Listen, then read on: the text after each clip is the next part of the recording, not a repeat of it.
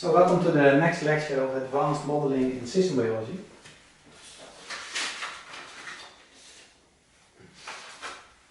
And today, so now we're going to look at a stability measure.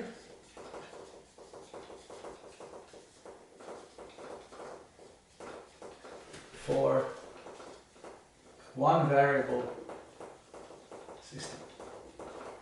So we're going to take it slow. We're going to look at the simplest example that you can think of to illustrate a concept, a general concept that people use to study the stability properties of models. And so we have a one variable, x, it's going to be synthesized by a synthesis rate that depends on x, and it's going to be degraded by a second rate that depends on x2. Okay, so we're looking at this simple network again.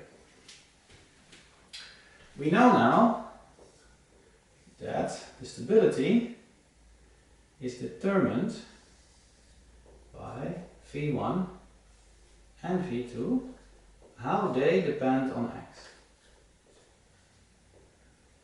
We've already concluded that if for values of x smaller than the steady state value, V1 exceeds V2, x goes to xs, and above of values of x above the steady state value, V2 exceeds V1 and x drops. So it's stable. Okay. So that means that as function of time, and this is the steady state value x, and we plot the concentration of x as function of time, and we start at the steady state, and here we add a little bit of x. Okay? So we add delta x. So this value is xs plus delta x. So now we are at a concentration of x that's above the steady state. Now V2 will exceed V1 and you'll go back. So the system relaxes back. If we are at the steady state again, and we remove a little bit of x, such that the state we are in is steady state minus delta x, then we are here. Now we know V1 exceeds V2, so x goes up. So we go back. Yeah? So this means that the system is stable, right? And so a stable system, so let's say a stable steady state, to be more exact, has the following property.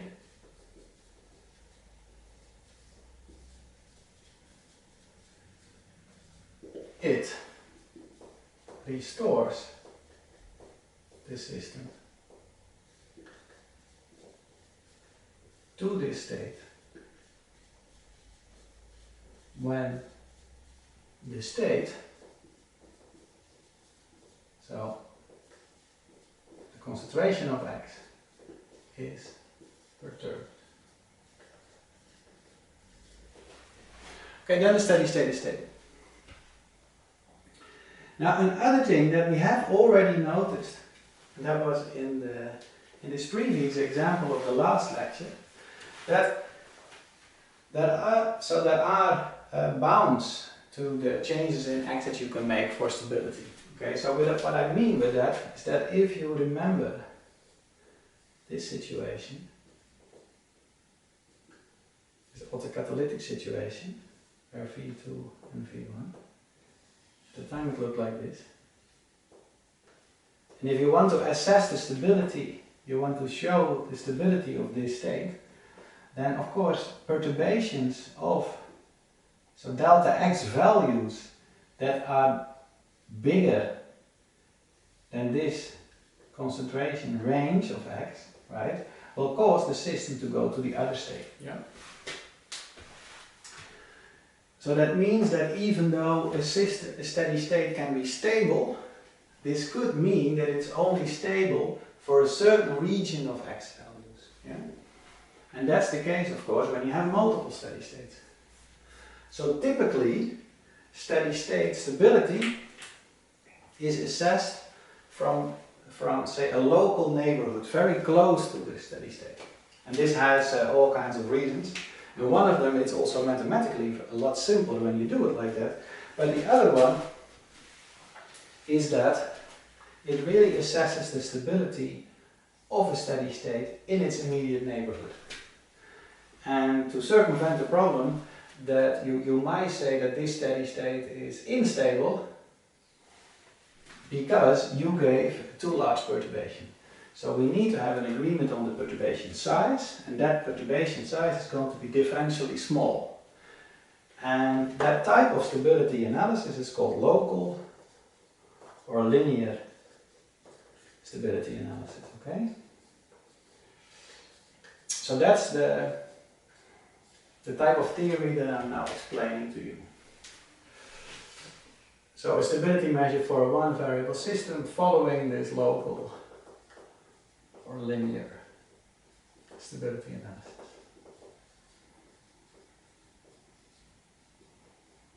Okay. So now we know at least the feature that's associated with stability. And that is that this perturbation is being always counteracted. So whenever the system deviates from the steady state, its response will be to counteract the deviation such that it goes back to the steady state that you started in. And in that case, and in all these cases, that will then the starting steady state will be a stable steady state. Okay, so what did we do? Okay, can we, this thought experiment that we did here, where we perturbed our steady state by a small value of delta x, either increasing it or decreasing it, can we write down mathematically what we did? Okay, so we have the x dt and vs x minus v dx. Okay, and what we're going to do, we're going to think of x. So what is x? X we're going to define as its steady state value plus this deviation. Okay. All right. So we get this.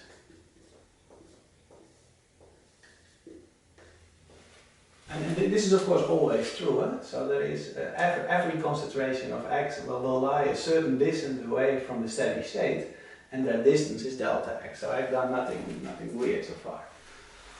And so what will be the rate of change in that point? Well, yeah, I just have to substitute that concentration in my two rate equations, and then I know which one exceeds the other, so I know whether x goes up or down or whether it stays constant. And it will stay constant for delta x values of 0.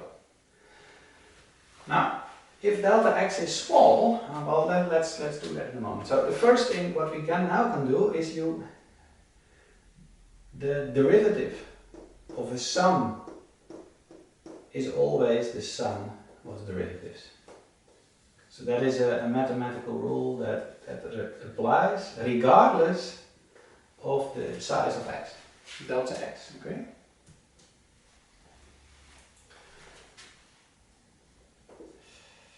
So this is generally true.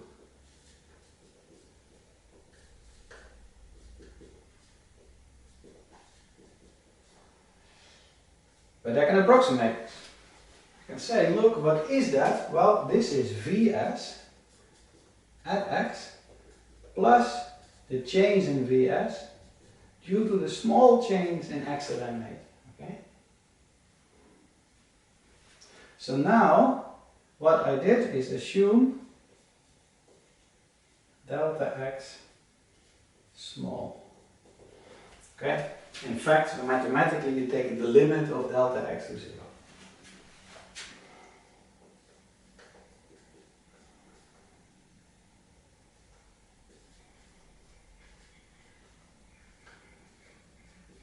Okay? So here I have the value of the synthesis rate at the value of x, steady state. Here I have the sensitivity of Vs with respect to S at the steady state. So I didn't add that. This should be at the steady state multiplied by delta x. Also here, at the steady state multiplied by delta x.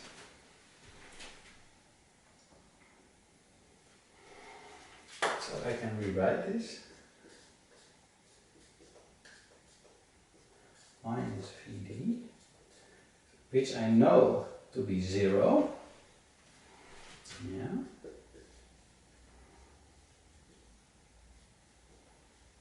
At xs, I take the derivative.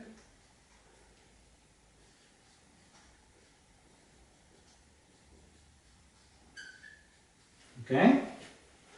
So now, and I also know that this is 0, right? The rate of change at the steady state concentration is 0. So what I end up with is d delta x dt equals just the difference between those two terms. Okay, so what have I done? Okay, so I'm at the steady state. I have given a perturbation delta x. I want to know what happens to delta x over time, and I just concluded that the dynamics of delta x, how it changes as function of time, is determined by a differential equation. And that differential equation looks like this. Okay? So it has these two slopes. So Vs, Vd. So Vs is this curve. So this slope, taking in the point xs, right? That is delta Vs, delta x at xs. The other slope, that is the slope of Vd with respect to x at xs. So this is a sensitivity of a rate Vs to x. And this is also a sensitivity of Vd with respect to x. Okay. At xs. At xs. Okay? So that means now you can always now determine this equation yourself. So you determine what the steady state is, the steady state concentration of x is, by finding this point, either numerically or by plotting it. And then you can take the derivative of that function in this point. Now you have this derivative, now you have that derivative, you take the difference, and then you have determined the differential equation for delta x. Now, the system is stable. Okay, so let's return to the problem at hand. When is the system now stable?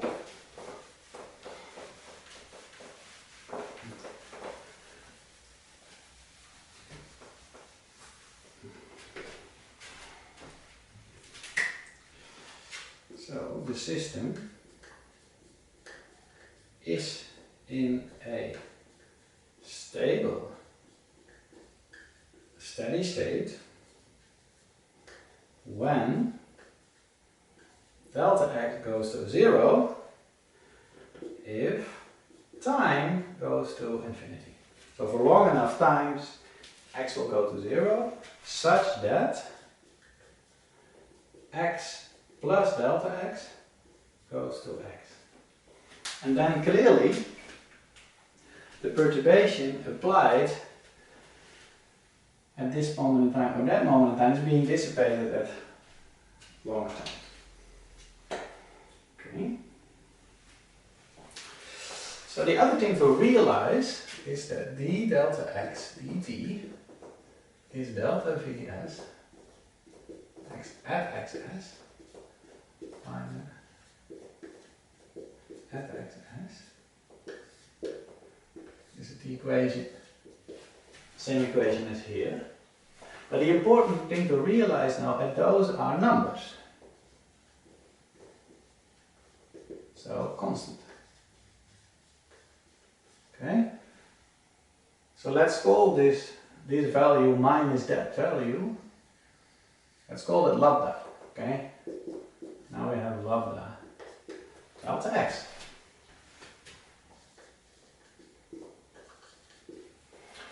Okay, and this is a linear differential equation. So that means that the variable x occurs linearly on the right. Okay, so not squared, not to the power 3, not to the square root, whatever. It's linear, so that means we can solve it. Okay, and so you can write down d delta x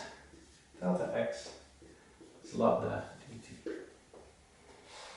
I want to integrate that from 0 to time tau. So that means the x value and from 0 to time tau. I know that the integral of d delta x divided by delta x, or the integral of 1 over delta x, is the log. So I know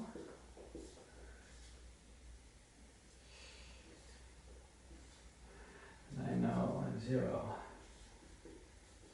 tau is lambda tau and lambda 0, right? So we have lambda delta x tau, the perturbation at time tau, minus the log of the perturbation at time 0 equals lambda tau.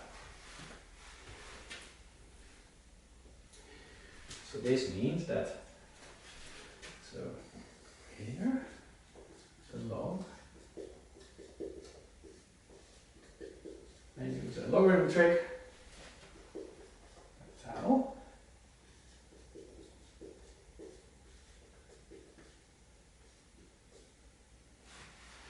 right, is e to the power tau.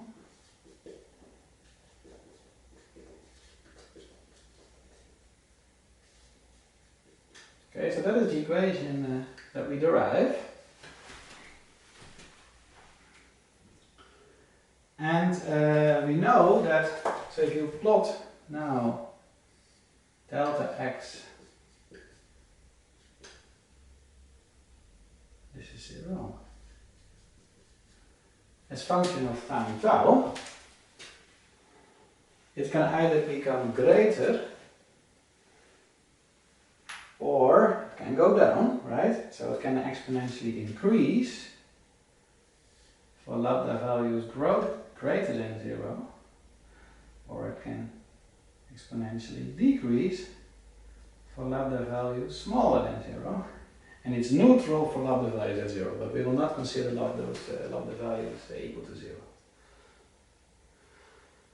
So that means, so here you see if lambda is smaller than 0, then indeed delta x goes to 0 for tau to infinity.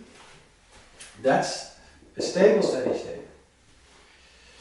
And if lambda is positive, then delta x goes to infinity for tau goes to infinity. So the system moves away. Okay? So delta x is going to explode. But you don't know which value delta x will eventually get, because this entire description is only valid close to the steady state point itself. So that means that for concentrations of x that are far away from the steady state, so where delta x is large, this approximation no longer holds. So this is really the local for linear stability analysis, but that's sufficient to deduce whether the steady state is stable with respect to small perturbations or not. So the stability criterion that we have now figured out is the following.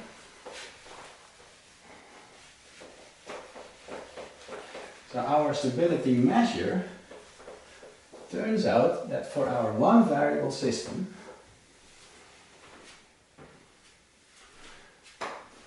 so for a one variable system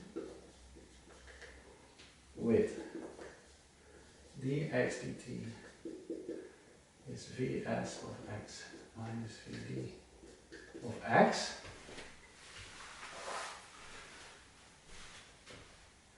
the stability measure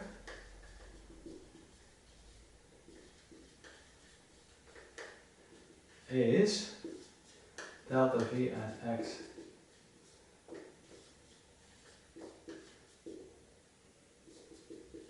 right, so it was this difference. We call this thing lambda. So this is the stability measure for steady state at xs, and stability is achieved when delta x is smaller than 0. Okay? So that means for all variable systems you can now do it. And in fact this generalizes, so you don't need to have two rates. Right? It could also be f of x, and then lambda would be delta f of x, and then still it would be smaller than 1. Okay? So you can have multiple degradation and synthesis rates. So if you would look at 2 synthesis rates and 3 degradation rates, it will still apply. Okay? V1, synthesis 1, synthesis 2, degradation 1, degradation 2, degradation 3, it will still apply, this whole analysis. So we have to look at these, at the value of the eigenvalue, so the lambda, and its name is eigenvalue. So negative eigenvalues, negative lambdas, are sufficient and a necessary criterion for stability of the steady state. That was it for today. Thanks.